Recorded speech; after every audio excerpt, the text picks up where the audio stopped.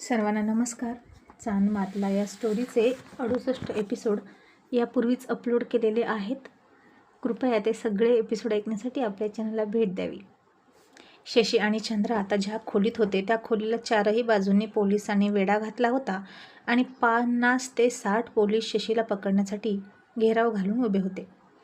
चंद्रा मात्र खूप घाबरली होती आणि शशी मात्र तिच्याकडे बघून हसत होता आणि इथून त्याला सही सलामत सोडवण्यासाठी ती काय करेल हेच त्याला बघायचं होतं.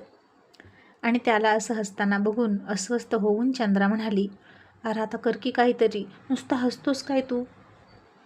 आणि त्याच्याविषयीची काळजी दाटून आलेल्या तिच्या डोळ्यात बघून तो खूप निवांतपणे म्हणाला, मला माझी काळजी नाहीच, तू आहेस ना माझी माझी माझी काळजी करायला समर्थ. आता त्याचं हे बोलणं सुद्धा ऐकून घेण्याच्या मनस्थितीत चंद्रा नव्हती.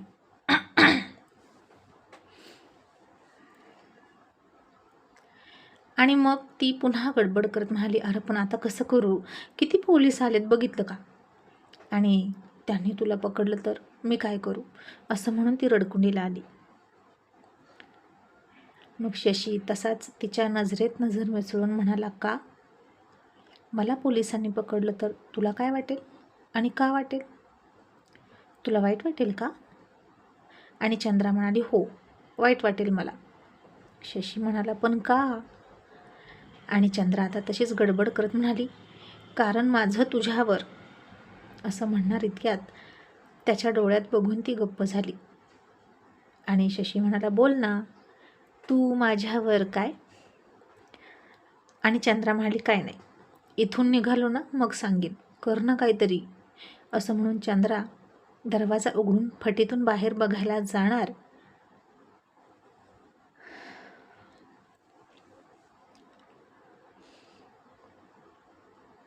इतक्यात शशीनं तिला हाताला पकडून मागं खेचली आणि चंद्रा घाबरून त्याच्या मिठीत गेली. आणि त्याच वेळी पोलिसांची एक गोळी आली आणि दरवाजावर लागली आणि मोठा आवाज झाला आणि चंद्रा घाबरली. जर आता चंद्रा तिथेच उभा असती तर नक्कीच ती गोळी तिला लागली असती. आणि नशीब शशीनं तिला योग्य वेळेसच मागं खेचली. चंद्रानं आता तिचे दोन्ही हात कानावर ठेवले आणि ती घाबरून तशी शशीच्या मिठीत उभा राहिली. पण शशी आता मात्र खूप चिडला होता त्या इन्स्पेक्टरवर, कारण शशीला गाफील ठेवून त्यानं गोळीबार केला होता.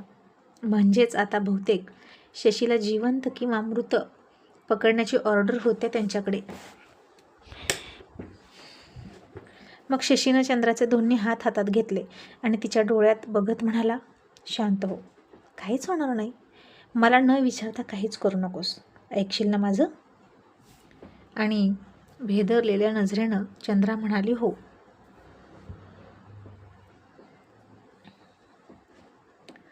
मग शशीनं तिला मागं सरकवली आणि हातामध्ये गन घेतली आणि बाहेरचा अंदाज घेतला. आता दुपार होऊन गेली, उन्हं कलली होती, सूर्य पश्चिमेकडे झुकत होता आणि माणसांच्या सावल्यासुद्धा पूर्वेकडे झुकल्या होत्या. आणि शशीनं फार सावध राहून पाहिलं तर एक सावली सावधपणे त्यांच्या खोलीच्या दिशेनं येत होती. हातामध्ये पिस्तूल दिसत होतं, डोक्यावर कॅप होती आणि नक्कीच तोच इन्स्पेक्टर होता हे शशीनं ओळखलं. आणि शशीनं आता त्या सावलीचा अंदाज घेत दोन्ही हातांनी घट्ट पिस्तूल पकडली. आणि आता शशीला त्या सावलीत दिसलं की त्या सावलीनं शशीच्या दरवाजाच्या दिशेनं बंदूक रोखलेली आहे. आणि आता शशीने अचूक नेम धरून पटकन दरवाजातून बाहेर येत इन्स्पेक्टरच्या हातावर गोळी घातली आणि फार चालाकी करून पुढे जाऊन त्याचा गळा पकडूला हातामध्ये आणि त्याच्या डोक्याला पिस्तूल लावला आणि म्हणाला, डोंट मूव्ह, नाहीतर इथल्या इथे तुझ्या डोक्याच्या आणि मेंदूच्या चिंध्या करेन. तुझ्या पोलिसांना शस्त्र खाली ठेवायला सांग. तसं आता इन्स्पेक्टरने दोन्ही हात वर केले आणि घाबरून ऑर्डर देत म्हणाला, सगळ्यांनी शस्त्र खाली ठेवा. आणि मग तो शशीला समजावत म्हणाला, हे बघ अजित, हे तू बरोबर करत नाहीस. ऑन ड्युटी पोलीस ऑफिसरवर तू बंदूक रोखत आहेस आणि हा गुन्हा आहे, हे योग्य नाही. आणि शशी म्हणाला, काय योग्य काय अयोग्य ते माझं मी बघून घेतो इन्स्पेक्टर, पण तू मात्र एक गोष्ट कायम लक्षात ठेव, मी कालही तुझा बाप होतो, आजही तुझा बाप आहे आणि यापुढेही तुझाच बाप राहील. माझ्या नादी लागू नकोस आणि मला डिवचू सुद्धा नकोस. मग शशीनं चंद्राला हाक मारली आणि म्हणाला, चंद्रा, तुझा चेहरा झाक आणि मग बाहेर ये. आणि चंद्रानं डोक्यावर पदर घेतला, निम्म्यापेक्षा जास्त चेहरा झाकून घेतला आणि शशीच्या मागे येऊन उभा राहिली. आणि यावेळी तिनंही हातात विळा पकडला संरक्षणासाठी. मग शशी त्या अख्ख्या पोलिसांच्या फौज फाट्यामधून इन्स्पेक्टरच्या डोक्याला पिस्तूल लावून शासकीय इतमामात तिथून निघाला. आता पुढे शशी लक्ष ठेवत होता आणि पाठीमागे चंद्रा लक्ष ठेवत होती. आणि दोघेही निघाले आणि काही अंतर गेल्यानंतर तो त्या सगळ्यांपासून दूर आला दुसऱ्या गल्लींमध्ये आणि त्यानं इन्स्पेक्टरला तिथंच सोडला आणि त्याच्यावर पिस्तूल रोखून म्हणाला, शहाणा असतील तर पुन्हा माझ्या वाट्याला येऊ नकोस, कारण नेहमीच माझा मूड चांगला नसतो जसा आज आहे, म्हणून तुला सोडतोय. आणि इन्स्पेक्टरसुद्धा त्याला चॅलेंज देऊन म्हणाला, आज सुटलास पण जास्त वेळ सुटणार नाहीस, लक्षात ठेव.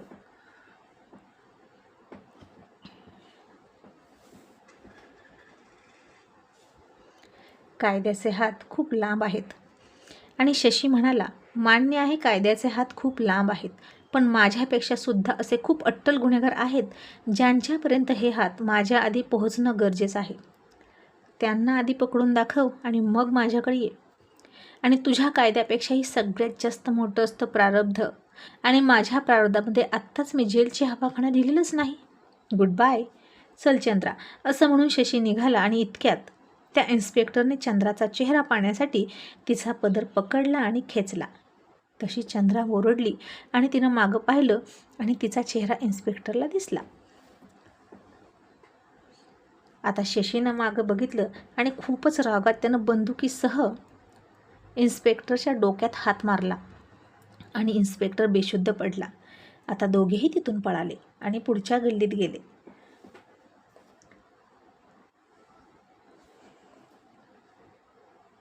तसे आता सगळे पोलीस तिथे आले आणि इन्स्पेक्टरला शुद्धीवर आणला. आणि इन्स्पेक्टर म्हणाला, जास्त लांब गेले नाहीत, ते इथेच कुठेतरी आहेत, आणखीन पोलीस फोर्स बोलवा, मी आज त्याला सोडणार नाही, कमॉन फास्ट. आणि आता आणखीन पोलीस बोलावले आणि पुन्हा एकदा पुढच्या गल्लीला वेढा घालण्यात आला. शशी आणि चंद्रा पुन्हा अडकून बसले. आणि इकडे चंदनपूरमध्ये त्याच वेळी मालन गालाला हात लावून बसली होती. का कुणास ठाऊक, आज तिला तिचा लाडका भाचा शशी आणि चंद्रा दोघांची आठवण येत होती. शशी आता खूप मोठा झाला असेल ना, लग्नाला आला असेल. आणि असा विचार करत असतानाच मालन भूतकाळात हरवली. तिला तर आता भूतकाळातल्या आठवणींशिवाय दुसरं काहीच जवळ नव्हतं. आणि तिला तो दिवस आठवला जेव्हा शशीचा जन्म झाला होता. मालन खूप हरकून गेली होती आणि खूप म्हणजे खूपच हक्कानं म्हणत होती, ए चंदू दादा, मला जर मुलगी झाली ना तर मी तिचं लग्न शशीसोबत करून देणार, म्हणजे शशी माझा जावई होणार. आणि सूर्यकांत चंद्रकांत तिला म्हणायचे, मालू अगं आधी तुझं लग्न तर होऊ दे, तुझ्यासाठीच आम्हाला अगोदर एखादा राजकुमार शोधू दे. आणि मालन हसून म्हणायची, शोधा शोधा, पण मी तर माझ्या मुलासाठी आत्ताच राजकुमार निवडला. बघा ना आपला शशी कसा राजबिंड आहे. आणि मालनच्या वहिनीसुद्धा म्हणायच्या, अगं बाई, म्हणजे मालूताई तुम्ही आमच्या विहीन होणार तर, पण आम्ही मुलाकडच्या आहोत बरं का, आणि तुम्ही मुलीकडच्या, मग कोणाचा रुबाब जास्त. आणि मालन म्हणायची, वहिनी रुबाब दोन्हीकडूनही माझाच असणार, जरी मी मुलीची आई असली तरी हा पण माझा मुलगाच आहे की, भाचा असला म्हणून काय झालं, मीच त्याला मोठा करणार आहे. आणि असं त्यांचं गोड संभाषण रोज चालायचं त्यांच्या घरात. हसणं खिदळणं सारखं सुरूच होतं. आणि आता हे सगळं आठवून मालनचे डोळे भरून आले.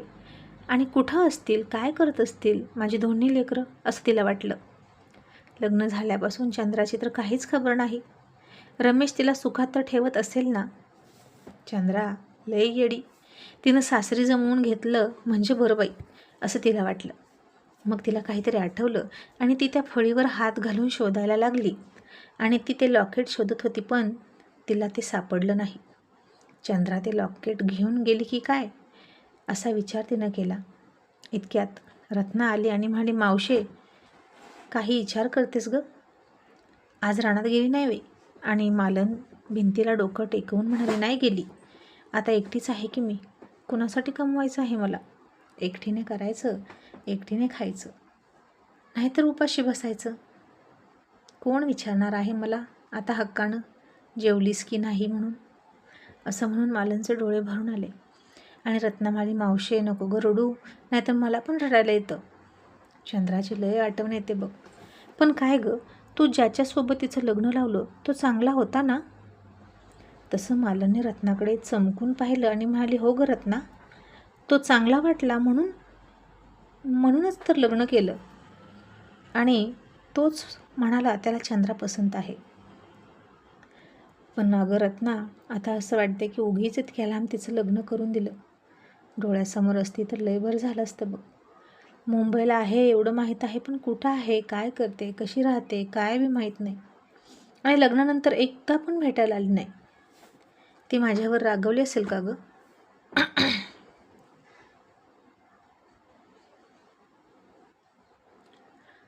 असं मालन डोळ्यात पाणी आणून म्हणाली आणि रत्ना गप्प बसली आणि मनात म्हणाली, मावशे आता तुला काय सांगू, चंद्रा आली होती ग, तुझ्याकडेच आली होती, पण असं म्हणून गप्प बसली. आणि आता साधारण 15-20 मिनिटानंतर इकडे मुंबईमध्ये हातात स्पीकर घेऊन तो इन्स्पेक्टर चवताळून म्हणाला, अजित, आता आम्हाला तू शरण ये असं मी म्हणणार नाही, कारण आता तुला दिसला की गोळी घालण्याच्या माझ्याकडे ऑर्डर आहेत.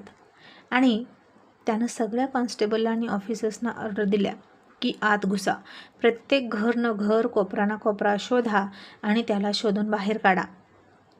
आणि तसा नाही ऐकला तर तिथल्या तिथे गोळ्या घाला आणि त्याच्यासोबत जी मुलगी आहे तिलासुद्धा गोळ्या घाला. आणि आता त्याचवेळी डोक्यावर मर्याईचा गाडा म्हणजेच देऊळ घेतलेली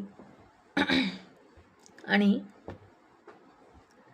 हिरवी साडी घातलेली, हातात हातभर हिरवा चुडा घातलेली, गळ्यामध्ये कावड्याच्या माळा, छोट्या छोट्या हिरव्या बांगड्यांच्या माळा, कपाळावर कपाळ भरून कुंकवाचा मळवट, डोळ्यांमध्ये काजळ, अशा अवतारातली एक स्त्री आणि तिच्यासोबत अंगावर चांबडीचा आसूड सटासट मारणारा पोतराज, असे दोघे तिथून निघाले. त्या पोतराजाचे केस वाढले होते. त्यानं सुद्धा कपाळ भरून पिवळा भंडारा लावला होता. गळ्यामध्ये कवड्यांच्या बांगड्यांच्या माळा होत्या. कमरेला वेगवेगळ्या रंगाची फडकी बांधून वस्त्र तयार केलं होतं, तेच बांधलं होतं. आणि असूड मारून मारून त्याच्या अंगावर लाल वळ उठले होते. आता त्या स्त्रीच्या हातात गुबू गुबू वाजणारं संबळ होतं आणि डोक्यावर ते मंदिर होतं. आणि ते बरोबर परफेक्ट बॅलन्स करत तिथे सगळं हँडल करत होती. आणि समोरच्या गल्लीतून ते दोघेही येत होते. तो पोतराज खूपच भडकलेला दिसत होता आणि स्वतःच्या अंगावर सटासट आसोडाचे वार करून शरीराभोवती करायचा. आणि नेमकं त्या सगळ्या पोलिसांना ते आडवे आले. आणि त्यातले काही पोलीस आता भक्त होते देवीचे, ते त्यांच्या पाया पडू लागले. रुपया 2 रुपये अशी ओवाळणीसुद्धा टाकू लागले. आणि ती स्त्री त्या सगळ्यांना डोक्यावर हात ठेवायची आणि भंडारा लावायची आणि आशीर्वाद देऊन म्हणायची, जे तुम्हाला पाहिजे ते लवकरच मिळेल, तुमची इच्छा देवी आई पूर्ण करणार, मोकळ्या मनानं मागा, देवी आई काहीच कमी पडू देणार नाही. आणि हे ऐकून पोलीस खुश व्हायचे. आणि आता तो इन्स्पेक्टर होता मुस्लिम आणि तो काही समोर आला नाही. पण त्याच्याकडे बघून ती स्त्री म्हणाली, भक्ता, लेकरा, जात धर्म बघून भक्ती करायची नाही, सगळ्यांची आई एकच, ती जगदंबा, आणि बाप पण एकच, तो भोळा शिवशंकर. ये, आशीर्वाद घे आणि तुला जे पाहिजे ते माग, अगदी मनापासून माग, आणि तुला ते मिळणारच. आता तो इन्स्पेक्टरसुद्धा आला आणि त्यानं नमस्कार केला, ओवाळणीसुद्धा टाकली आणि त्या स्त्रीने त्याच्या गळ्याला भंडारा लावला आणि डोक्यावर हात ठेवून म्हणाली, कोणाला तरी हुडकत आला ना तू इथं, मग जा, आता देवीचा आशीर्वाद तुझ्यासोबत आहे, जा तू, असाच पुढे जा आणि तिथं तुला जे पाहिजे ते मिळेल. 2 डोकी आणि 4 पाय तिथंच तुला सापडतील. आणि आता तो इन्स्पेक्टर खुश झाला. 2 डोकी 4 पाय म्हणजेच ते दोघं, चंद्रा आणि शशी. आणि त्यांना वारंवार नमस्कार केला त्या पोलिसानं आणि म्हणाला, अरे तिकडे काय करताय तुम्ही, सगळेजण माझ्या मागे या, आता त्या दोघांना सोडणार नाही, असं म्हणून ते सगळे त्या स्त्रीनं पाठवलं तिकडं गेले. आता या घरात बघ, त्या घरात बघ, अशी त्यांनी शोधाशोध सुरू केली. आणि एका बंद पडक्या घरात त्यांना सापडली 2 डोकी 4 पाय. पण त्याचं तोंड बांधून तोंड झाकलं होतं आणि हातपायसुद्धा बांधले होते. आणि पोलिसांनी पुढे जाऊन त्यांचे चेहरे पाहिले. आणि तो इन्स्पेक्टर म्हणाला, हे दोघे ते नाहीत, त्यांचं तोंड सोडा. मग त्यांचं तोंड सोडल्यावर इन्स्पेक्टर म्हणाले, तुम्ही दोघं कोण आहात? आणि ते हात जोडून म्हणाले, साहेब, अहो एक बाई आणि एक माणूस यांनी आमचे कपडे काढून घेतले आणि आम्हाला इथं बांधून ठेवलं बघा. आणि आमचं सगळं सामान, आमचा सूड, देऊळ सगळं घेऊन गेले. आता आम्ही काय करू साहेब, असं म्हणून रडायला लागले. आणि आता इन्स्पेक्टरच्या सगळा प्रकार लक्षात आला. म्हणजे तो पोथराज आणि ती कवड्यांच्या माळा घातलेली स्त्री दुसरी तिसरी कोणी नसून चंद्र आणि शशी होते.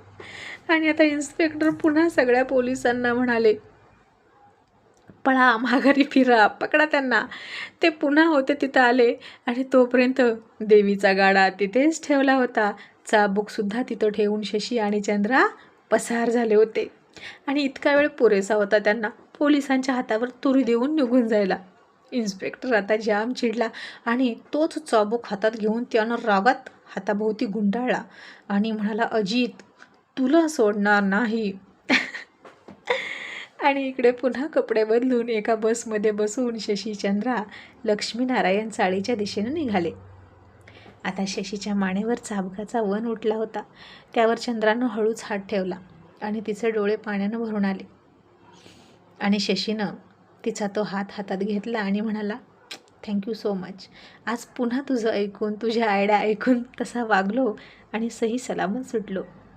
आता तर वाचलो, पण कुठपर्यंत वाचेन माहीत नाही. आणि चंद्रानं त्याच्या खांद्यावर तिचं डोकं ठेवलं आणि डोळे मिटले आणि मनात म्हणाली, माझ्या जीवात जीव असेपर्यंत तुला काहीच होऊ देणार नाही.